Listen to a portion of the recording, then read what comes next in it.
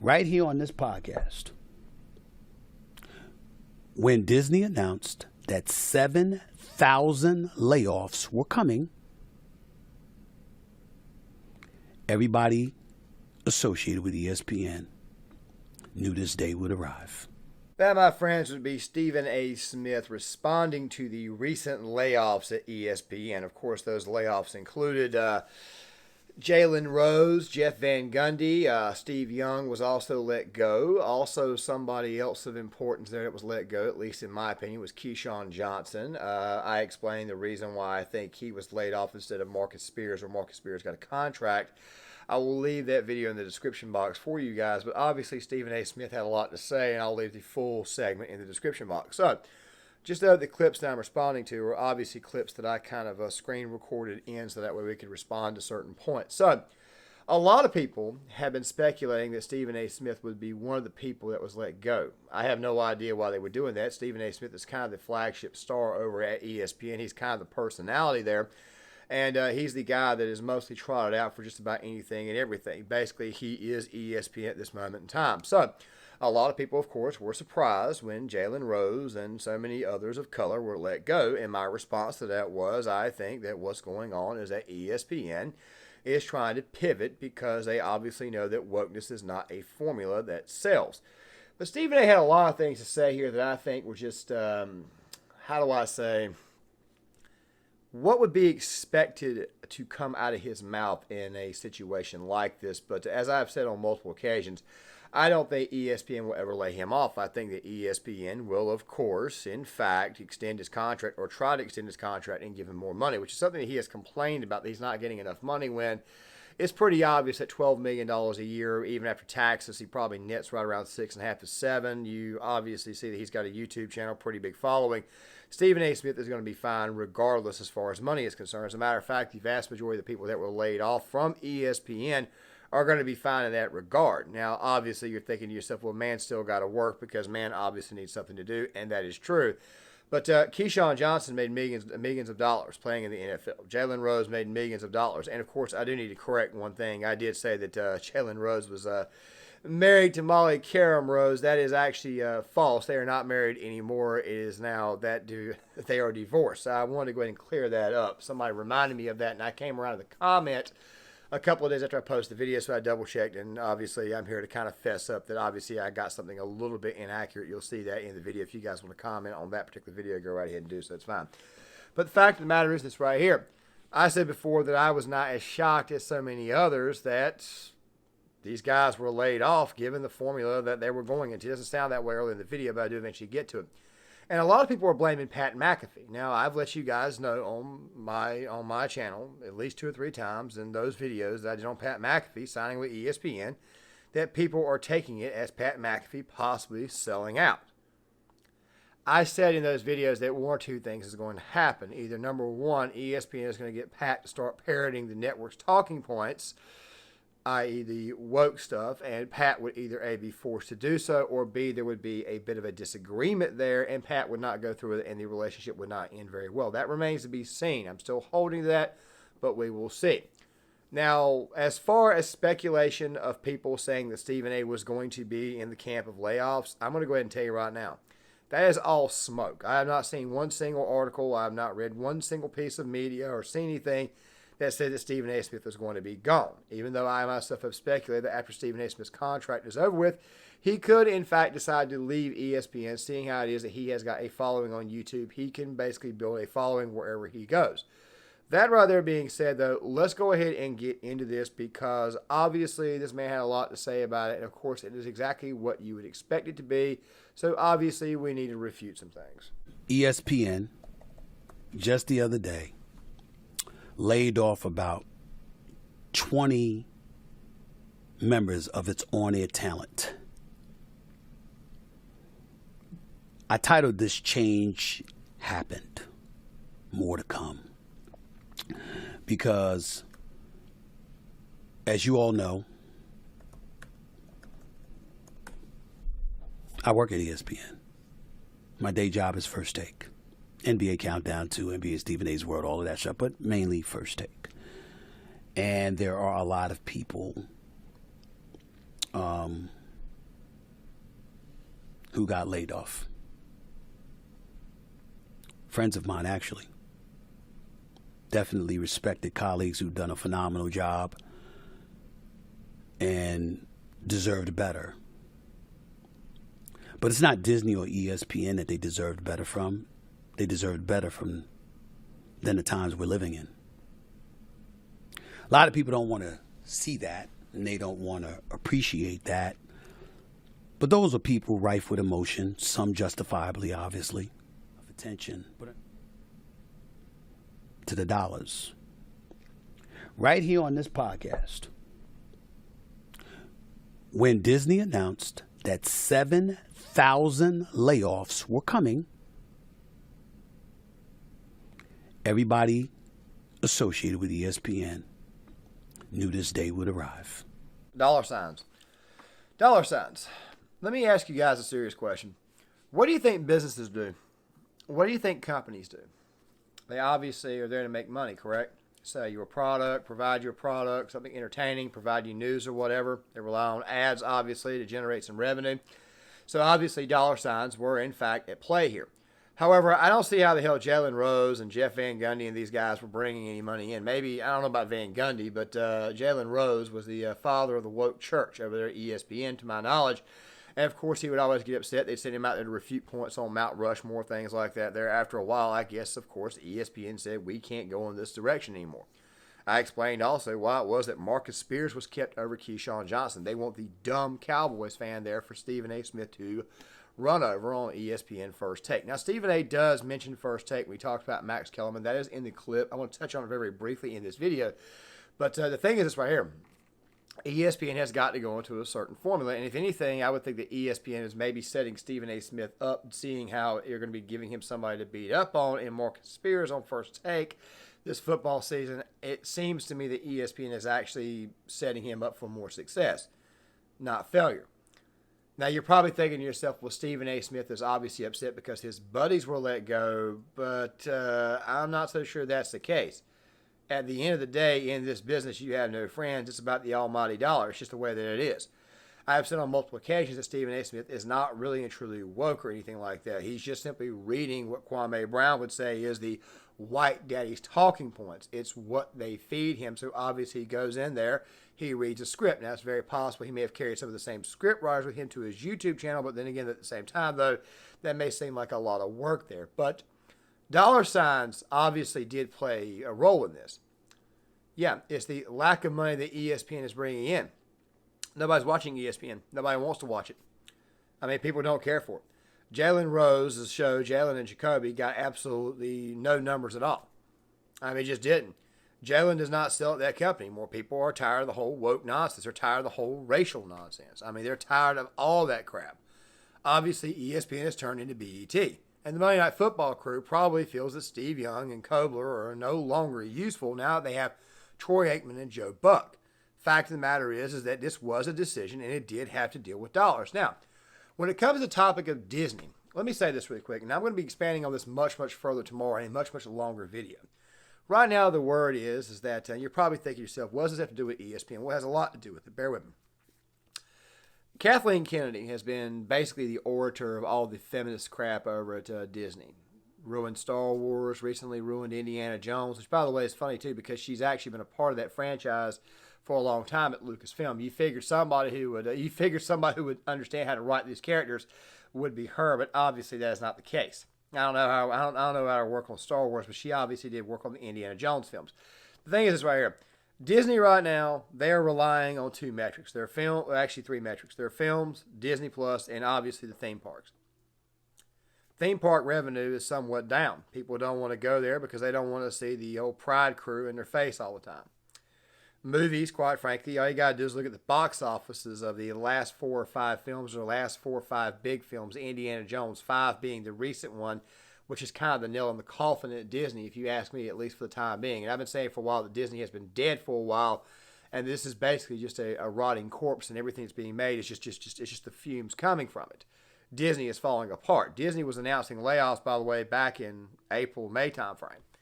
So obviously Disney is being affected to a certain degree. So obviously certain contracts are going to have to be cut. Now, I'm not saying I'm okay with this. I could really truly care less. But also something else, too.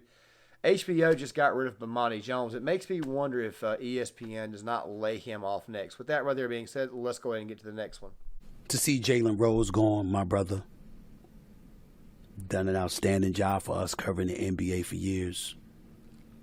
Got a lot of love for that brother. A lot of the great work he's done over the years, what he's represented for the company. I'm going to miss him. Jalen Rose has always been good to me.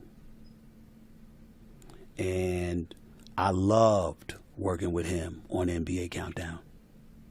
He is a brilliant, brilliant basketball mind. He is somebody that worked his ass off all the time. There was never an assignment he backed away from. There was never a time he didn't want to work. And my heart goes out to him for being one of these cuts after his exceptional run at ESPN. Jeff Van Gundy's another. You don't get labeled as a part of the A-team unless you're an A-teamer. That was Jeff Van Gundy, former head coach of the New York Knicks, former head coach of the Houston Rockets. I'm glad to see that Stephen A. Smith can give some praise to Jeff Van Gundy. Now, I left, for the most part, the Jeff Van Gundy thing in there, but I'm going to go ahead and touch on the Max Kellerman thing because, as you will see in the full episode, which, by the way, I don't just leave the clips, I leave the full episode just in case you guys want to actually see the full episode. The thing is this right here. In the case of Max Kellerman, Stephen A. Smith said he basically just wanted a brand new partner, that he could do boxing with him or whatever. He just wanted a brand new debate partner. Max, in my opinion, came off as much, much more woke. He was much, much more into the whole peddling, the whole anti-whiteness stuff. He was more into that. I remember when Will Kane would be up there, they would literally tag team the hell out of him. And a lot of the attacks were, quite frankly, unfair. And by the way, I'm not a fan of Will Kane. Never have been. He's over at Fox News, where I figured he would probably end up at.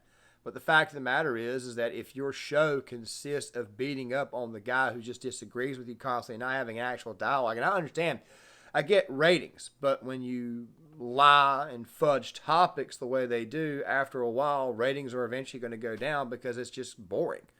This guy's being brought up here to get beaten up. Now, Max Kellerman's situation was a little bit different. He went out there and basically freestyled anything and everything he could as far as saying that white people were bad and that we should embrace all this wokeness stuff. And, of course, he had the whole Tom Brady is at the cliff stuff, of course, probably didn't help Max out.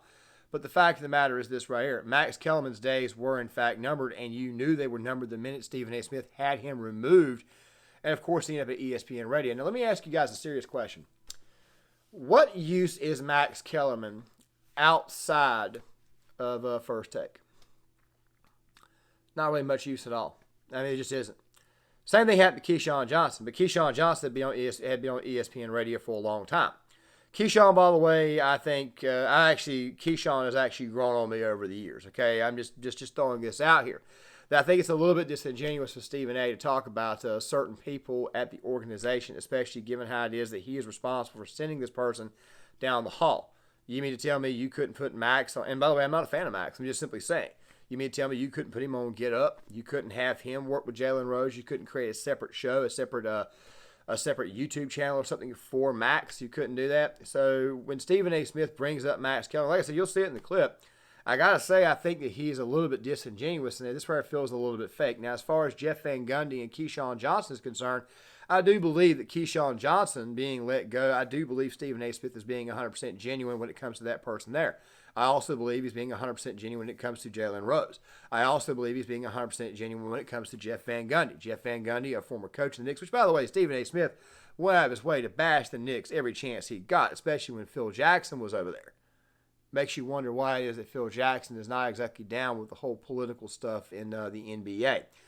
Now, guys, this next clip is going to be the longest one, but I think it's the most important. So let's go ahead and roll this one, and I'll go ahead and close things down. I wanted a different partner. That's all. I wish the brother nothing but the best.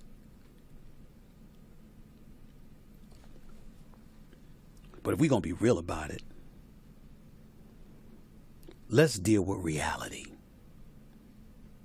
This ain't the end. More is coming. And yes, ladies and gentlemen, I could be next. Let me tell y'all something.